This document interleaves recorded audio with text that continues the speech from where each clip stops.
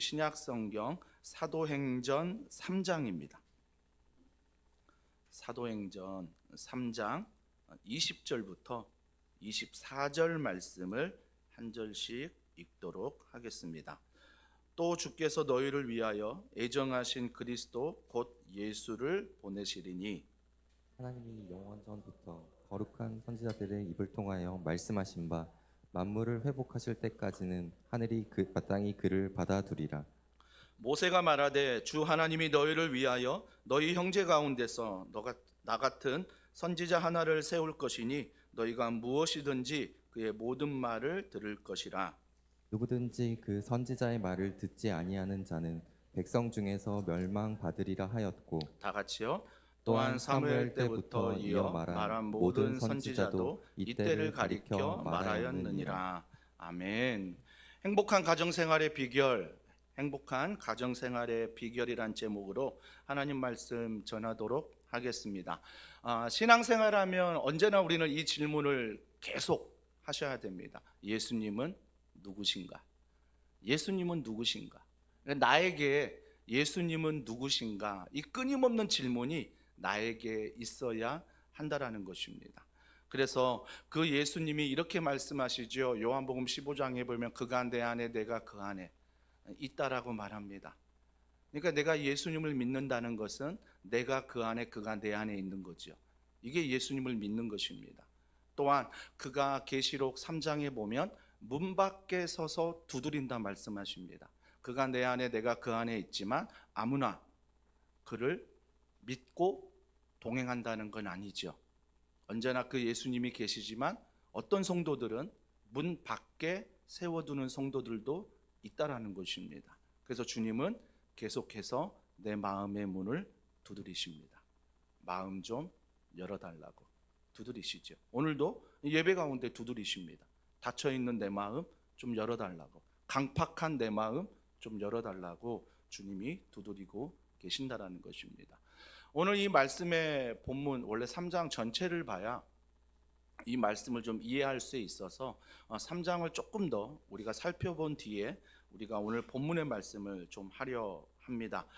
중요한 것은 초대교회에 기적들이 참 많이 일어났습니다. 근데 기적은 영어로 보면 표적입니다. 이 표적은 사인이에요.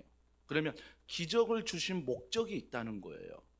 기적을 주신 메시지가 있다라는 것입니다. 우리 늘 잊지 마십시오. 여러분 삶에 응답이 있습니까? 그러면 응답을 주신 목적이 있어요. 뭐 응답을 아직 못 받으셨습니까? 그러면 내가 응답을 못 받는 이유가 있어요. 목적이 있어요. 그렇기 때문에 내가 응답을 받든 응답을 받지 못하든 나에게 예수님은 누구신가? 그 예수님은 누구신가에 대한 목적과 메시지를 반드시 들어야 한다는 것입니다. 오늘 3장에 보면 엄청난 기적이 나타나지요. 오랫동안 걷지 못했던 안진뱅이가 일어나는 사건이 오늘 본문에 기록되어 있습니다. 그러면서 사도행전 4장에 보니까 이렇게 말합니다. 표적으로 병 나은 사람은 40여세가 되었더라. 그가 나음 받은 지 40여세가 되었다라고 말하고 있습니다. 중요한 것은 그 표적 이후에, 그 기적 이후에 베드로가 설교하고 있다라는 것입니다. 설교하는데 정말 베드로가 설교하면서 우리가 잊지 말아야 될 것은 그가 설교하는 대상이 누구냐, 주인공이 누구냐, 그 이름을 믿음으로라고 말하고 있습니다. 즉 믿음은 내가 아닌 다른 대상을 말하는 거죠. 믿음은 나를 믿는 게 믿음이 아닙니다. 믿음은 어떤 대상을 믿는 게 믿음입니다. 성경이 말하는 믿음이라는 거예요. 베드로와 요한의 믿음은 무엇이었습니까? 예수님의 이름이에요. 예수님의 이름으로 명하노니 너가 일어나라 라고 말하지 않습니까? 그러니까 베드로와 요한의 믿음의 대상은 예수님이었다라고 성경은 이야기하고 있습니다. 여러분, 뭐가 놀라운 일입니까? 여러분 삶의 기적이 무엇입니까? 여러분, 안진뱅이가 일어나는 것도 기적입니다. 놀라운 일이죠. 하지만 더 놀라운 건 뭡니까? 베드로가 예수님의 이름으로 선포하고 있다는 거예요. 베드로가 예수님을 믿고 있다는 거예요. 이게 기적 중에 기적이에요. 왜요? 우리 베드로 잘 알잖아요. 베드로 이런 사람 아니었습니다. 베드로는요, 자기 의가 강한 사람이었습니다. 자기 생각, 자기 고집, 자기 계획 강했던 사람 아닙니까? 그래서 자기 생각에 똘똘 뭉쳐 있으니까 주님이 잡히시던 밤에 그가 예수님을 3번 부인합니다. 3번 부인합니다. 3번 부인만 했습니까? 예수님 십자가에 못 박혀 돌아가시기 위해 로마 군병들이 와서 예수님을 잡아갈 때 그가 칼을 들어 말고의 귀를 쳤다라고 말하고 있습니다. 사랑하는 성도 여러분, 이런 베드로가 정말 사도행전으로 와서 사도행전에 성령의 충만함을 입자 그가 나의 계획과 나의 의와 나를 자랑하는 게 아니라 이제는 정말 기적 중에 기적, 놀랄 일이 뭐냐면 그가 예수님의 이름으로 말씀을 전하고 있다라는 것입니다. 그가 안진뱅이를 볼 때 내가 고쳐줄게라고 말하지 않습니다. 내가 너에게 뭔가를 해줄게라고 말하지 않습니다. 예전에 베드로는 내가 뭔가를 해야만 했습니다. 그게 믿음인 줄 알았습니다. 그게 제자인 줄 알았습니다.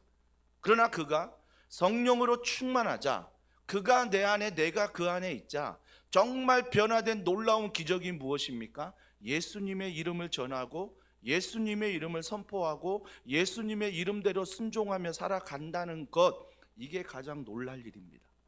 이게 기적 중에 기적이죠. 근데 우리가 기적으로 말하는 거 그냥 사람이 일어났대, 고침받았대. 여러분 그거 아십니까? 그가 고침받았지만 40여세가 되었더라라고 성경이 말하는 것은 그가 기적 한번 경험하여 40세가 되어 또 다른 시간들을 보내며 결국 죽습니다. 그 기적을 경험했지만 결국 죽는다라는 것입니다. 그 기적을 경험했지만 또 다른 어려움은 없을까요? 또 다른 고난은 없을까요? 우리 인생도 마찬가지입니다. 하나님의 응답을 경험했지만 그 응답이 평생 갑니까? 아니요, 또 다른 어려움이 있던데요. 또 다른 고난이 있던데요. 또 다른 고통과 눈물이 있다라는 것입니다. 그래서 기적 중에 기적은 내가 일어나는 게 기적이 아니라 내가 고침받는 게 기적이 아니라 그 기적을 통해서 예수님이 주시고자 하는 메시지, 그 사인이 뭡니까? 내 이름의 기적, 예수님의 이름의 기적, 그 예수님의 놀라운 생명, 그걸 자랑하고 있다라는 것입니다. 이 장애인은요, 이 안진뱅이는요, 예수님이 이렇게 능력이 있고 예수님이 고쳐주고 예수님이 놀라운 일을 행하신다라는 거 뭐 들을 수도 있었겠지만 경험하지 못했습니다. 그래서 베드로와 요한이 찾아왔을 때 만약에 그걸 믿었다면, 예수님의 이름의 능력을 믿었다면 예수님의 제자들이 왔을 때 그의 고백은 달랐겠죠. 나에게 하루 일용할 양식을 달라라고, 나에게 적선해 달라고 말하는 게 아니라 너희들이 예수님의 제자니 예수님의 이름으로 나를 고쳐달라, 나를 일어나라고 말해달라, 이렇게 말했겠죠. 근데 그는 여전히 예수님 이름의 능력에 관심이 없었어요. 몰랐어요. 뒤늦게 40여세가 되고 인생을 살면서 뭐예요? 이게 예수님의 능력이었구나, 이게 예수님의 사랑이었구나, 뒤늦게 아는 거예요. 우리도 그러지 않습니까? 여러분, 내가 처음 주를 만난 그날 눈물 흘리고 콧물 흘리고 내가 주님을 위하여 평생 살겠습니다, 내가 주님만 따라가겠습니다, 내가 주님만 믿겠습니다.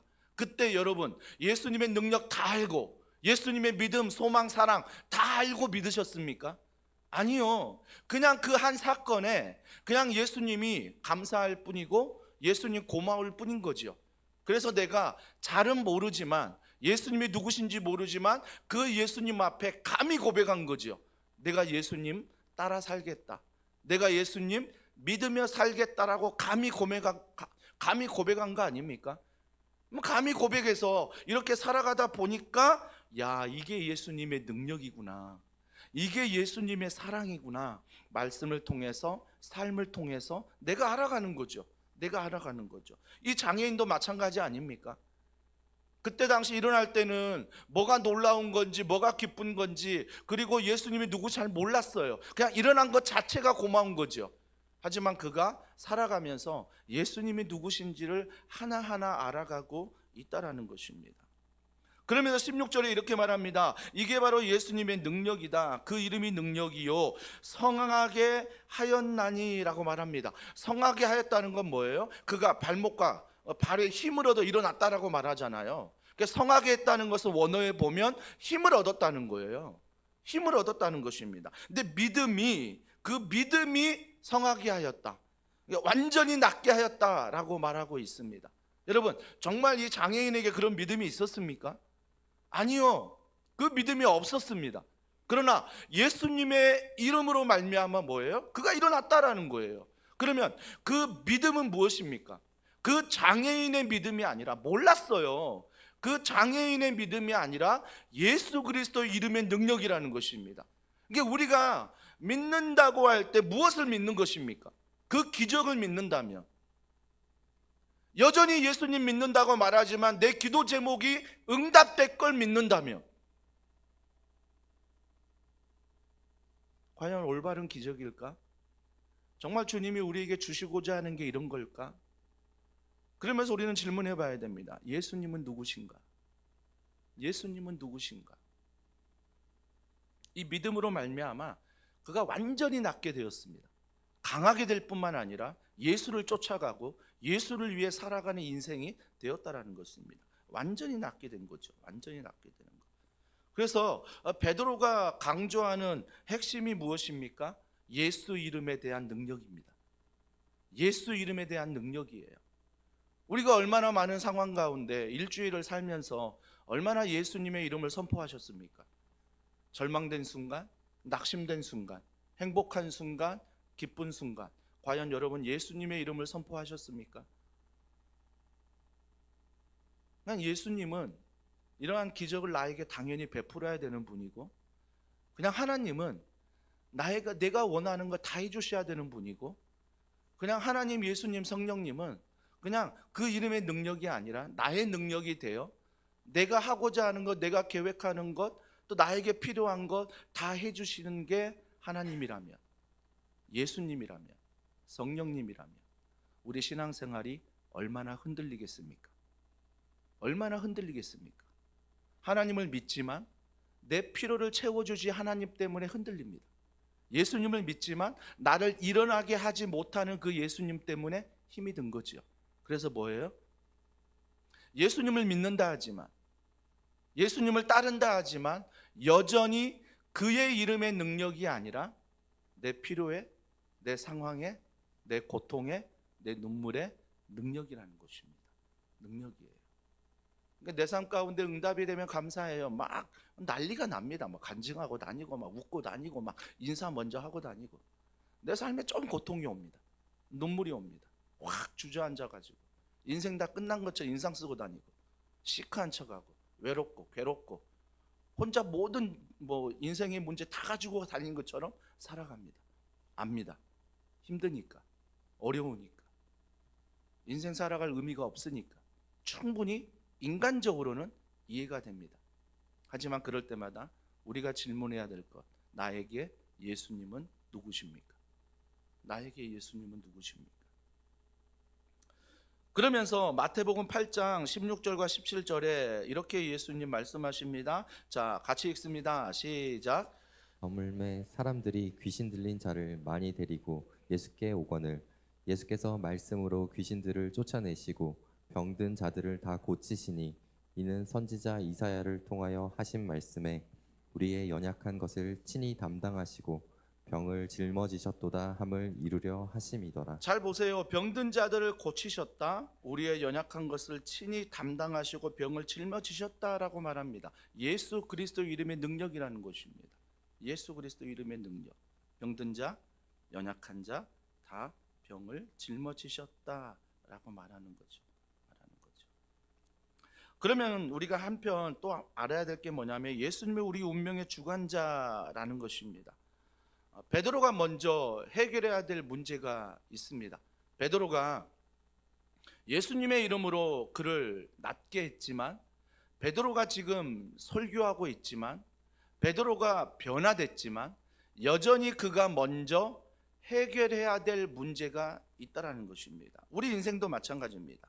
13, 15절에 보면 그들의 죄와 악함과 회개를 요청하고 있다라는 것입니다. 사랑하는 성도 여러분, 회개 없는 열심은 위험합니다. 회개 없는 최선은 위험합니다. 회개 없는 예배는 정말 위험합니다. 회개 없는 기도는 더 위험한 거예요. 회개 없는 열심과 최선과 회개 없는 나의 가정과 나의 직장, 회개 없는 나의 삶은 진짜 위험한 것입니다. 왜요? 내가 죄인임을 모르기 때문입니다. 그래서 우리 교회가 맨 먼저 사회자 나와서 임내송 한 다음에 우리가 멘토하며 주여 은혜를 베풀어 달라고, 한 주간 내가 이렇게 살았습니다. 한 주간 내가 이렇게 살았는데 주여 오늘 예배 가운데 정말 인간적으로 생각하면 은혜 받을 만한 행동, 은혜 받을 만한 모습 없지만 주여 당신의 사랑으로, 당신의 이름의 능력으로 나에게 은혜를 베풀어 달라고. 그러면서 뭐예요? 우리가 회개하고 다시 한번 내 마음을 돌이켜 주님 앞에 나아가는 것. 이게 예배의 본질 아닙니까? 회개 없는 예배. 언제부턴가 우리들은요, 회개란 단어가 멀어져 버렸습니다. 그냥 나의 열심, 그냥 나의 최선, 그냥 나의 은혜, 그냥 나의 모든 계획, 삶. 그래서 회개가 없습니다. 회개가 없어요. 근데 베드로의 설교를 보면 알아요. 그 이름의 능력을 받았고 그 이름의 응답을 받았습니다. 하지만 먼저 해결해야 될 문제는 바로 회개의 문제였습니다. 그 회개의 문제가 무엇입니까? 13절에 이렇게 말합니다. 아브라함과 이삭과 야곱의 하나님 곧 우리 조상의 하나님이 그의 종 예수를 영화롭게 하셨느니라. 너희가 그를 넘겨주었다라는 것입니다. 너희가 넘겨주었다.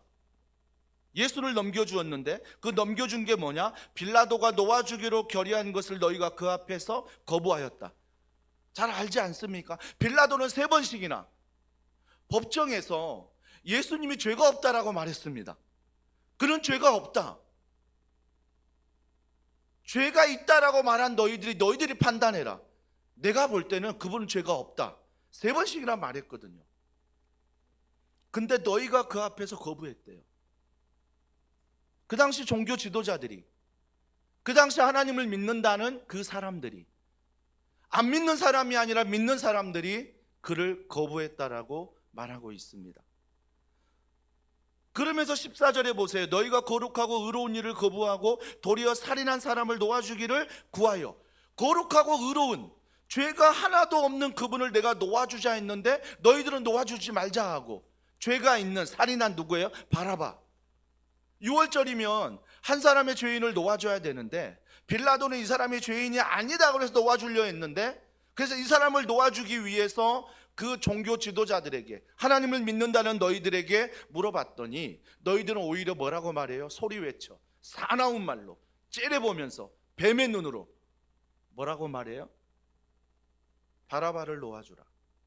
그 당시 살인했던 바라바를 놓아주라라고 말하고 있습니다.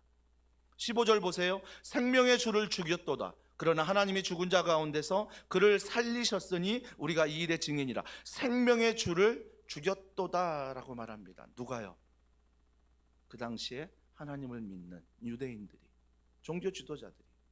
어찌 그들만이겠습니까? 오늘도 예배드리는 내가 일주일을 살아갈 때 내 상황을 돌아보면, 그래서 그 찬양이 있잖아요. 내가 예수를 못 박았습니다. 내가 예수를 죽였습니다. 얼마나 많은 상황 가운데 예수의 이름이 아니라 나의 이름으로 살아가는지 모릅니다. 그게 너무 익숙해지니까 그 예수를 못 박는지도 모르고 그 예수를 부인한지도 모르고 그냥 나의 열심으로, 그냥 나의 최선으로, 내가 일어났으니까, 내가 발과 발목에 힘을 얻었으니까, 내가 뛰어다니니까, 그냥 주님이 기적을 베푸시고 사인 주신 그 메시지는 내가 필요한 것만 주님이 주셨다는 그 은혜, 그것만을 가지고 살아가니까 언제나 그 주님을 내가 못 받고 있다라는 거죠. 여러분, 왜 우리가 이런 빌라도의 말을 듣지 않고 왜 바라바 이 살인자를 놓아주라고 했을까? 묵상하면 성경 66권을 보면 답이 나오지 않습니까? 우리는 참 어둠을 사랑합니다. 이게 우리 본질입니다. 이게 우리 본성입니다. 그 예수님은 우리가 생각했던, 우리가 계획하고 있던 메시아가 아니었습니다. 로마의 압제로부터 우리를 풀려나게 하는, 그래서 로마의 압제는 다 무너지고 우리가 메시아 옆에서 떵떵거리며 살아가는 그런 모습의 메시아가 아니었다는 것입니다. 여전히 우리는 우리의 계획 가운데, 여전히 우리의 삶 가운데 그 메시아가 필요했을 뿐입니다. 내 계획에 하나님을 이용하고 내 삶에 하나님을 이용하는 이 어둠에 우리는 거했습니다. 여러분 그거 아십니까? 어둠에 거했기 때문에 빛을 만나면 싫어합니다. 좀 더 쉽게 설명해 볼까요? 우리가 어떤 모임에 갔는데 나보다 더 거룩한 사람 만나잖아요. 나보다 더 정직한 사람 만나잖아요. 나보다 더 신앙이 좋은 사람 만나잖아요. 싫어요. 저만 그렇습니까?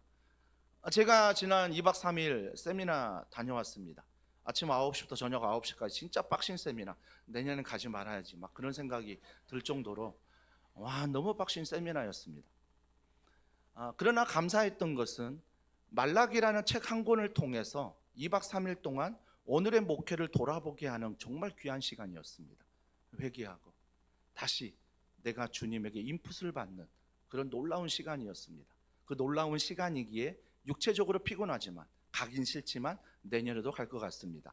하여튼 중요한 게 뭐냐면 12명이 한 조가 됐어요. 자, 12명이 한 조가 됐는데 그 중에 개척한 목사님들이 8명, 한 7명 됐습니다. 그리고 청빙받은 목사님들이 한 6명, 5명 됐어요. 120년 된 교회에 청빙받았대요. 자기가 10대 담임 목사대요. 천안에 75세가 평균 연령인데 그 교회 담임 목사 청빙받아서 매번 75세 되신 어른들 야단치고 있대요. 그러면 청빙받아서 목회하고 있다는 것입니다. 그런데 그 중에 한 목사님이 조장이셨는데, 그 조장이신 목사님, 제가 실명을 거론해도 괜찮겠죠. 은혜샘물교회 윤 목사님이십니다. 그분이 조장이셨는데, 그분 조장이신 윤만선 목사님이 계속해서 졸로 이끌어가면서 하시는데 너무 순수하신 거예요. 조곤조곤 하나님의 말씀을 해석하고 하나님의 말씀을 전하고 하나님의 말씀을 나누고 목회를 나누고 내 마음을 나누고, 나와 전혀 다른 기질, 전혀 다른 기질을 만나면서 싫더라고요. 정말 싫었습니다. 거기 빨리빨리 좀 나이스하게 팍팍하게 하고 좀 이렇게 해주고 좀 일찍 5분 정도 일찍 끝내고, 나도 그렇게 못하면서, 일부 설교 길잖아요. 나도 못하면서 그런 사람 만나면 좀 싫은 거예요. 왠지 그 목사님만 하나님 사랑하는 것 같고 나는 왠지 세속적인 목사 같고 막 판단받는 것 같은 느낌. 그분은 전혀 그렇지 않는데, 그러니까 여전히 우리는 뭐가 있어요? 어둠이 있어요. 뭔가 깨끗한 사람을 만나면, 뭔가 정직한 사람을 만나면, 뭔가 나보다 더 신앙생활을 잘하는 사람을 만나면 내 안에 이 어둠에 이 본질, 이 근성이 있기 때문에 빛을 싫어한다라는 것입니다. 그 당시 그랬어요. 예수님이 빛이라 말씀하시는데 여전히 우리는 어둠에 있기 때문에 그 빛이 싫은 거예요. 그 빛이 싫은 거죠. 여러분, 모세가 시내산에 올라가 주님의 율법 십계명을 받을 때, 그가 십계명을 받고 내려오는데 얼굴이 어때요? 해같이 빛났습니다. 해같이 빛났는데 어떻게 했어요? 수건으로 가렸습니다. 여러분, 그 빛은 모세를 다 주목했거든요. 얼굴이 해같이 빛나네. 근데 모세는 알았던 거예요. 모세는 지금 내 얼굴에 해같이 빛난 이 빛은 사라질 빛이다. 저도 어제 팩하면서 잤거든요. 오늘 여러분에게 잘 보이려고. 제가 팩하고 거울을 보니까 해같이 빛나는 거예요. 근데 몇 분 안 지나 말씀을 계속 준비하다 낯빛이 어두워져요. 그러니까 내게 비추는 내 안의 빛은 오래 못 간다는 거예요. 그러니까 모세가 그 빛을 가리는 거예요. 그 빛을 가리고, 너희가 진짜 봐야 될 빛이 뭐예요? 율법이죠. 말씀이죠. 이걸 보라는 거죠. 모세가 말하는 것. 그래서 우리가 여전히 어둠을 사랑하고 빛을 미워하는 우리의 본성, 여러분 그거 우리가 알아야 된다는 거예요. 베드로도 그랬잖아요. 베드로도 주님의 제자라 하지만 여전히 어둠을 쫓아갔잖아요. 정치적인 메시아, 내 필요를 채워주는 메시아, 나를 인정해주는 메시아, 내가 오른팔이지, 내가 예수님 따라가는 그 메시아, 여전히 그런 메시아를 원했잖아요. 그래서 뭐예요? 베드로가 갑자기 뭐 야고보나 요한이 치고 들어오면 막 싫었잖아요. 그게 내가 최고 되길 원했잖아요. 사랑하는 성도 여러분, 그래서 우리는요 날마다 어둠을 사랑하는 내 자신을 인정할 수 있어야 돼요. 미워하고 질투하고 시기하는 내 마음, 이런 마음들.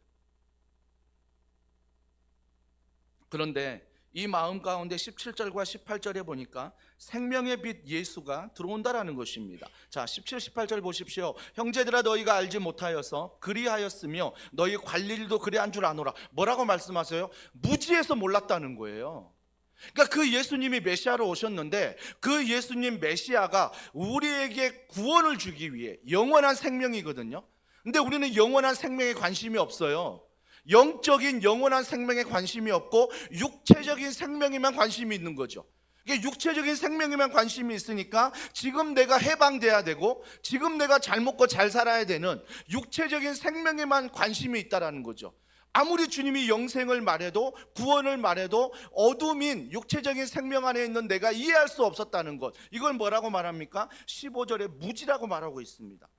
그 16절에 무지, 17, 18 말하죠. 무지라고 말합니다. 형제들아, 너희가 알지 못하여서 그리하였으며 너희 관리들도 그리한 줄 아노라. 그러나 하나님이 모든 선지자의 입을 통하여 자기의 그리스도께서 고난 받으실 일을 미리 알게 하신 것을 이와 같이 이루셨느니라. 알라는 거예요. 그래, 너 몰랐어. 장애인이 예수님 안에 치유받을 때 그 이름의 능력을 모르고 발과 발목에 힘을 얻어 뛰고 살아갔던 그 즐거움, 그 기쁨, 근데 나중에 알게 된 것처럼, 그러나 우리가 예수님의 그 놀라운 빛, 놀라운 영생을 몰랐는데 그 주님을 만난 다음에 말씀을 통해서 알게 되는 거죠. 뭐라고 알게 돼요? 18절에 보니까 모든 선지자의 입을 통하여 알게 됐대요. 이미 구약에서 예언하고 있대요. 선지자가 구약 선지자 아닙니까? 그러니까 이 말씀이 이사야에서도 나오고 이미 한 메시아, 한 어린 양, 그분을 통해 너희들의 죄가 구원받을 것이다, 이거 이미 구약에서 선지자를 통해 말씀하지 않았습니까? 예언된 일이 일어나고 있지 않습니까? 그래서 생명의 빛 예수, 그분에 대해서 이야기하는데 그 빛이 무엇이냐? 17, 18절. 그래서 선지자 입을 통해서 미리 알고 계신 그분이 무엇을 하셨어요? 우리의 죄를 정죄하는 그 빛. 그러니까 우리의 빛을 정죄하는 빛, 얼마나 그럴 수 있습니까? 깨끗한 사람이 더러운 사람 만나면 지적할 수 있잖아요. 씻고 들어와, 좀 씻으라니까, 너 냄새나, 너 더러워, 우리가 얘기할 수 있잖아요. 얘기할 수 있잖아요. 그럼 자녀들 들어오면 맨 먼저 부모들이 하는 말이 뭐예요? 씻고 들어와, 씻고 밥 먹어, 아닌가? 하여튼 뭐 좀 씻으라는 말이잖아요. 냄새 나면 발에서 얼마나 많은 냄새 납니까? 좀 씻어라, 그죠? 씻어라, 그래 말하지 않습니까? 그러니까 생명의 빛 예수가 오면 우리를 정죄하는 빛으로 착각하는 분들이 있습니다. 너무 거룩하니까, 너무 깨끗하니까 그냥 나를 정죄하는 느낌이 있잖아요. 감히 그분 앞에 설 수 없는, 감히 그분 앞에 갈 수 없는, 그래서 피할 수밖에 없는, 그래서 숨을 수밖에 없는. 그래서 하나님께 죄 지은 아담이, 하나님이 아담아 아담아 불렀을 때 예전 같으면 벌거벗은 몸으로 나오는데 죄를 진 다음에 뭐 숨으려고 하거든요. 왜요? 그 하나님이 거룩한 존재, 빛의 존재이기 때문에 자기 어두움을 정죄할까 봐 늘 우리는 그 마음이 있잖아요. 그 예배 가운데, 그죠? 늘 정죄받는 느낌이 있잖아요. 거룩한 담임 목사가 저 통로에서 인사하니까 감히 정죄받을까 봐 인사하지 못하고 오른쪽 문 왼쪽 문 비상구로 나가는 분들, 감히 악수 한번 하면 내 마음을 다 읽을 것 같고, 내 눈빛 한번 마주치면 내가 회사에서 어떻게 살고 가정에서 어떻게 사는지를 다 알 것 같은 느낌. 없나? 저를 신실하게 안 보나? 하여튼 뭐 그런 느낌이 있잖아요. 순장님이 왠지 나를 다 꿰뚫어 보는 느낌, 왠지 깨끗한 사람 만나면 내가 다 들킨 느낌 있거든요. 근데 그게 우리가 싫은 거예요. 그러나 예수님은 우리를 정죄하지 않으셨습니다. 여러분 기억하십시오. 예수님이 오셔서 한 번도 너 죄인이다 말씀하시고 막 너 나에게 가까이 올 수 없어 뭐 이렇게 말씀하지 않았습니다. 주님은요 우리의 죄를 치유하는 빛으로 오셨다라는 거죠. 치유하는 빛으로. 선지자들은요 구약의 말씀으로 하나님의 말씀을 전했습니다. 그러나 우리는 돌이키지 않았습니다. 하나님의 말씀을 듣고도 우리는 돌이키지 않았습니다. 우리가 착각하는 게 뭐예요? 주일날 말씀 들었으니 내가 하나님의 자녀지라는 착각입니다. 예배 드렸으니 하나님의 자녀지라는 착각입니다. 선지자가 구약 시대에 엄청난 말들을 하나님 말씀을 쏟아냈는데 그들이 믿지 않았습니다. 그들이 여전히 어둠 가운데 있었습니다. 그래서 하나님이 이 땅에 오실 수밖에 없었어요. 왜? 말을 안 들으니까. 말을 안 들으니까 그 죄의 문제를 해결할 수 없어요. 말씀으로 해결하려고 했는데 해결이 안 되는 거예요. 그래서 하나님이 인간의 몸을 입고 이 땅에 오신 것입니다. 오시기만 하셨습니까? 말씀 전했지만 여전히 믿지 않는 완악한 우리들을 향해 그 죄 문제를 해결할 수 없어서 그분이 직접 십자가를 지십니다.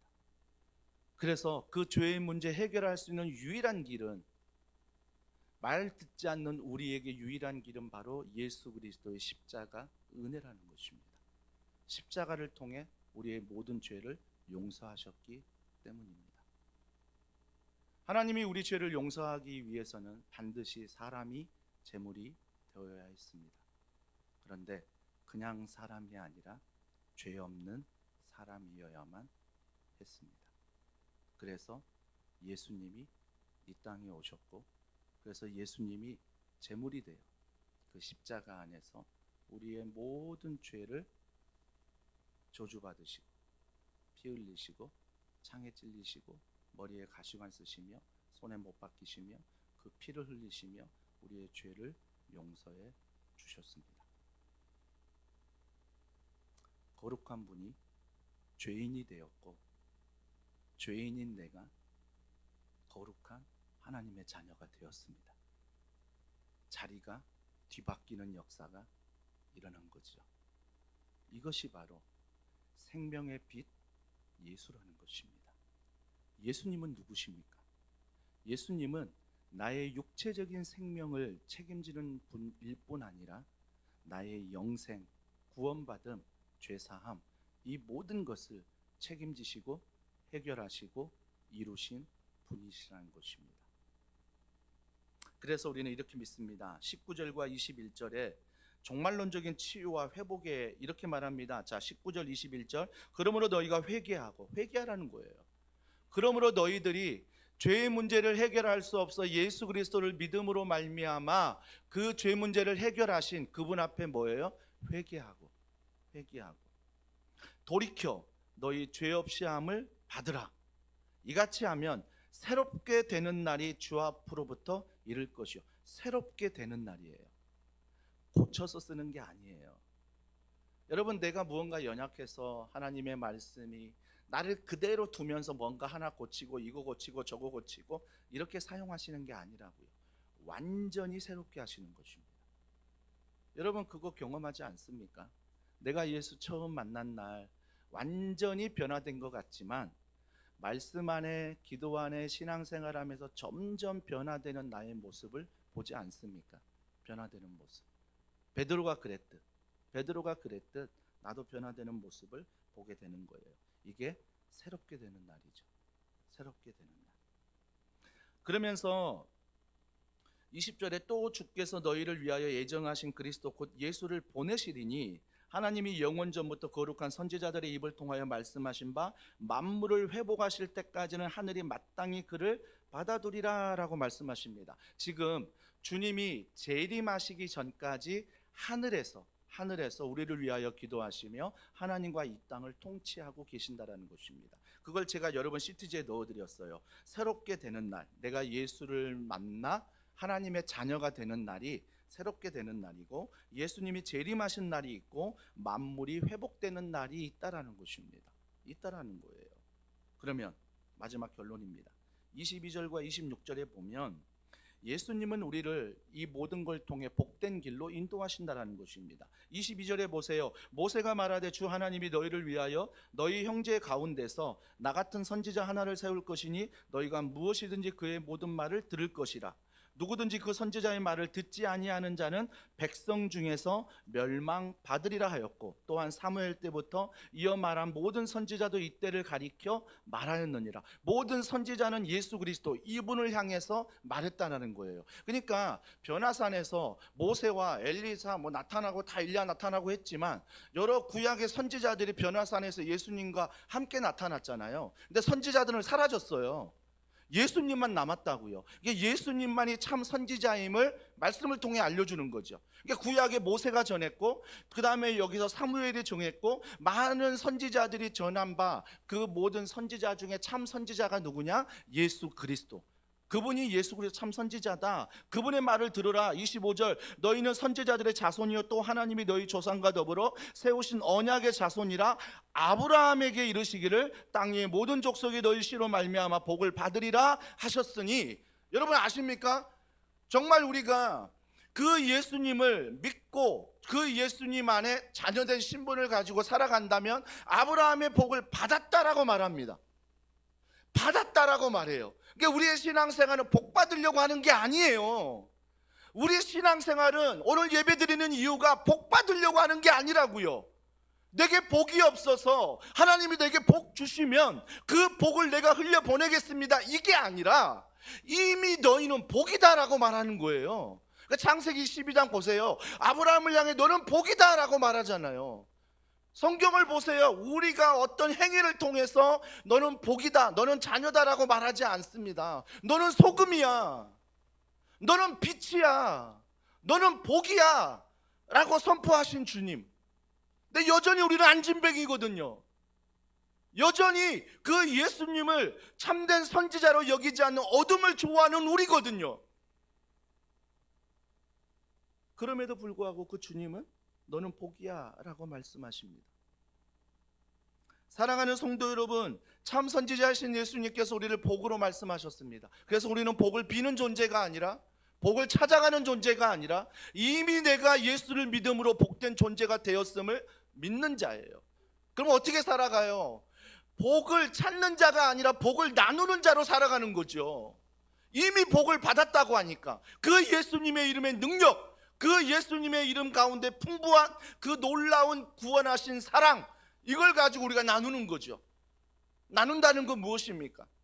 여러분, 복을 쫓아가는 사람들은요, 무언가 채워지면 할게, 내가 무언가 세워지면 할게, 내가 무언가 준비되면 할게, 늘 이거예요. 늘 핑계가 있고 늘 빠져나갈 구멍이 있어요. 내가 건강하면 할게, 내가 직장에서 일 해결되면 할게, 내가 우리 자녀를 좀 키우면 할게. 얼마나 많은 핑계들이 우리에게 있습니까? 그때 정말 하십니까? 근데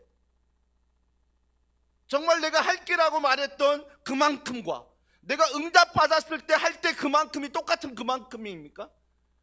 뭔가 할게라고 했던 엄청난 걸 할 것 같아요. 내가 다 주겠다는 겁니다. 근데 뭔가 되고나 보니까 아까운 거죠. 뭔가 되고나 보니까 더 열심히 해야 되는 거죠. 뭔가 되고나 보니까 더 복을 추구하는 거죠. 돈이 돈을 번다고 하잖아요. 내가 이만큼 벌면 하려고 했는데 돈이 돈을 버니까 평생 복만 쫓아가는 거죠. 복만 쫓아가는 거죠. 사랑하는 성도 여러분, 제가 다락방 강의 안에도 말씀드렸지만 우리는 이미 복을 받은 존재임을 알고 이 복을 흘려보내는 거예요. 이 복을 흘려보낼 때 내가 얼마나 가지고 있느냐가 중요한 게 아니죠.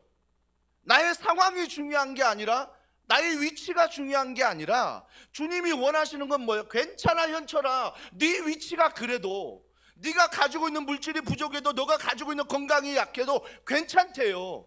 너는 하나님의 자녀니 내가 너를 복으로 여긴대요. 그러니까 뭐예요? 있는 것으로 나누라, 있는 것으로 전해라, 있는 것으로 선포해라. 누구의 이름? 예수의 이름. 예수의 이름 선포하라는 거예요. 그래서 뭐예요? 내가 있는 것부터 나누는 거죠. 내게 시간이 있습니까? 내게 건강이 있습니까? 내게 물질이 있습니까?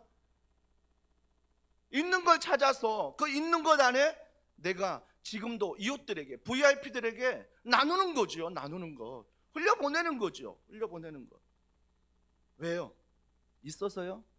아니요. 있었으면 더 움켜쥘걸요. 없어서요? 못 나눈다고 말할걸요. 하지만 주님의 말씀이 너는 복이다 말씀하셨으니 내 형편이 어떠하든 내 상황이 어떠하든 그분의 영원한 생명을 얻은 구원받은 하나님의 백성이라면 그 이름의 능력에 그 말씀을 믿고 나누는 거죠. 흘려보내는 거죠. 얼마가 됐든 작든 크든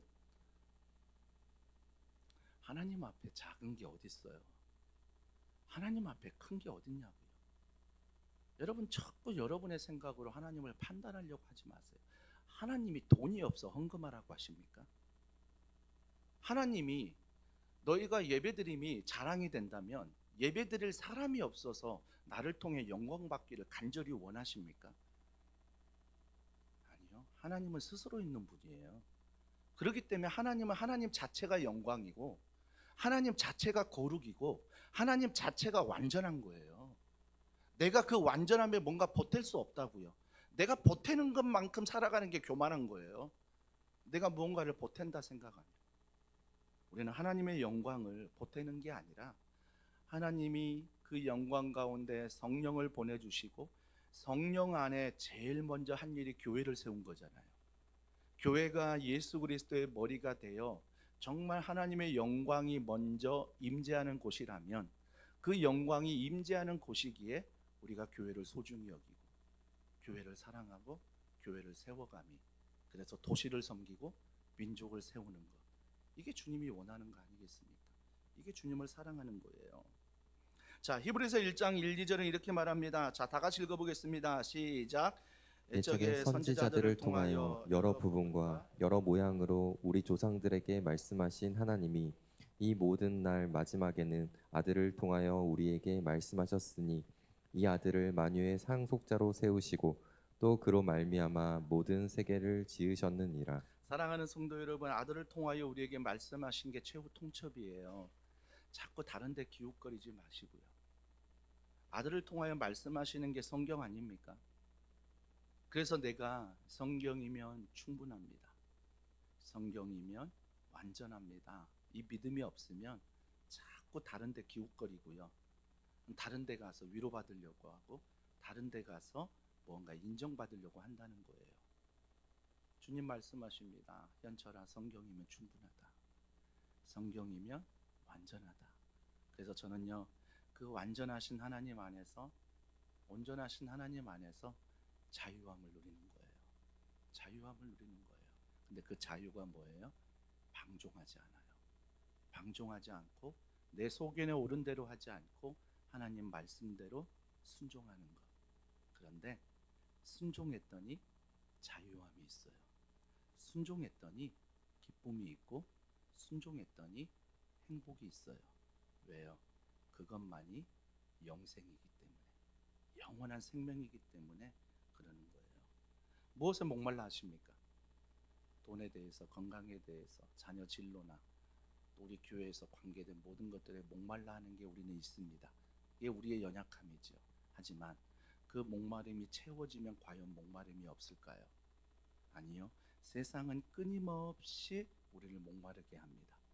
하지만 내가 그 목마름 안에 자유함을 얻는 단 하나의 이유가 있다면 예수 그리스도, 그분의 은혜, 그분의 능력이에요. 그 안에서 내가 목마름이 해결되는 거죠. 해결되는 거죠. 그래서 우리 결론은 이겁니다. 너는 복이야. 너는 복의 통로야. 예수님이 인도해 주신다. 아시겠지요? 너는 복이야. 너는 복의 통로야 할 때 내가 받은 게 뭐 있다고, 내가 지금 가지고 있는 게 뭐, 이게 아니라 너는 복이야 말할 때 아멘, 너는 복의 통로야 아멘 이라고 말할 때 나는 전혀 그런 상황이 아니지만 그 이름의 능력을 믿고 예수님이 인도하실 거야. 예수님이 그렇게 사용하실 거야. 예수님이 우리 교회를 그렇게 인도하실 거야. 예수님이 우리 다락방을, 우리 가정을, 우리 자녀를, 우리 부부를 이렇게 인도하실 거야. 그럴 때 행복한 가정생활의 비결은 하나예요. 예수 그리스도가 인도하신다는 거예요. 인도하신다는 거. 이 은혜 가운데 걸어가는 우리 모두가 되길 주님의 이름으로 축복합니다. 우리 이 시간 이 말씀 기억하며 이 찬양 같이 부를게요. 일어나는 게 중요한 게 아니에요. 물론 그분에게 중요할 수 있죠. 우리에게도 중요할 수 있지요. 직장에서 좀 일어나게 해달라고, 가정에서, 교회에서 좀 일어나게 해달라고 중요할 수 있습니다. 근데 진짜 목적, 진짜 사인은 예수의 이름이에요. 예수의 이름이에요. 이 찬양 고백합니다. 우리 자리 일어나서 고백하겠습니다. 예수의 이름으로 나는 일어서리라.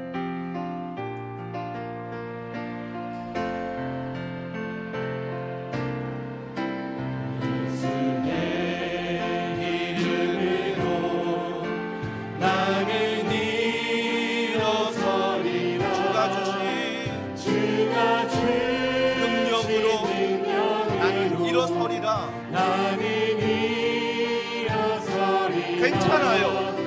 원수가 날 향해 와도 쓰러지지 않으리.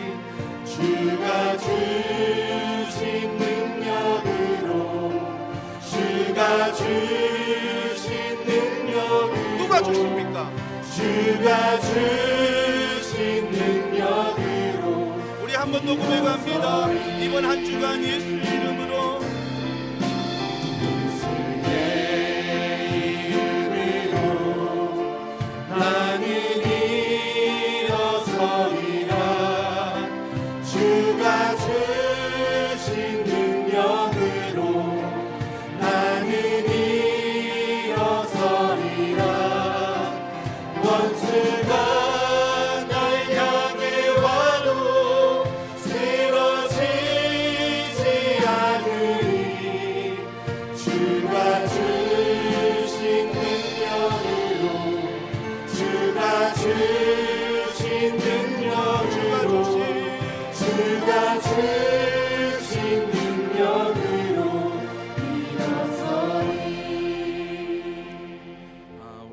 기도하겠습니다. 무엇 때문에 주저앉아 계십니까? 베드로 요한은 걸어다녔어요. 베드로 요한은 걸어다녔지만 정말 주님이 이 기적을 통해 말하는 것은 너희들이 눈에 보이는 안진뱅이가 아니라 걸어다니는 너희들이, 세상을 잘 보고 다니는 너희들이 안진뱅이라는 거예요.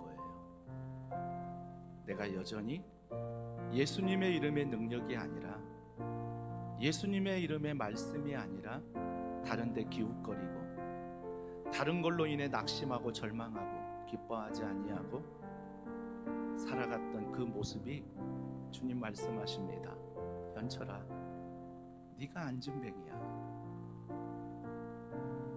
도무지 예수님을 알지 못하는 그 무지 가운데 너의 매일매일 그 삶이 그 예수님을 십자가에 못 박는 삶이란다. 우리 회개하지 않으시겠습니까? 주님 죄송합니다. 주님 정말 미안합니다. 주님이 베푸신 그 십자가 사랑, 정말 내가 십자가에 있어야 되고 주님이 영광 받아야 될 텐데 자리를 바꿔주시고 내가 영광 받게 하시고 주님이 십자가 지신 그 사랑, 주님 그 은혜 가운데 하나님 그 이름의 능력으로 이번 한 주간 일어서기를 소원합니다. 주님 다시는 주저앉지 않겠습니다. 다시는 다른 이름의 능력이 아니라 주님의 이름의 능력만 붙잡고 살겠습니다. 주여 그렇게 도와주시고 성령님 함께 해달라고 우리 이 시간 간절한 마음으로 여러분의 입술을 벌려 함께 기도하겠습니다.